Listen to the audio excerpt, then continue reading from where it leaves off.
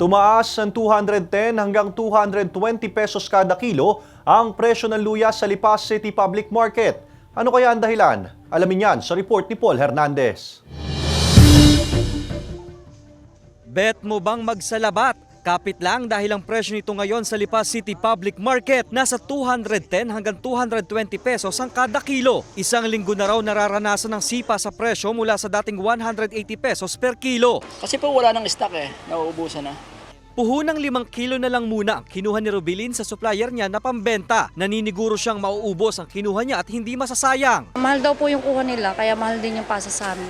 Dahilan ng taas presyong ito ayon sa Southern Luzon Farmers and Traders o SOLUFAT ang kulang na supply ng mga magsasaka. Planting season na raw kasi ngayon at ang mga tirang luya nila ang ginawang pananim. Ubos na yung stock natin sa market. Kaya nagkakulangan sir sa supply. Kasi panahon ng taniman na kaya hindi nila pwedeng ibenta yon kasi pananim na nila yun. Aabutin pa raw ng 5 hanggang 6 na buwan ang pag-aani sa mga naipunlang luya. Kaya asahan pa raw na tuloy pa ang taas presyo. Nagkasya na lang sa ilang guhit si Magno panglagay sa tinola.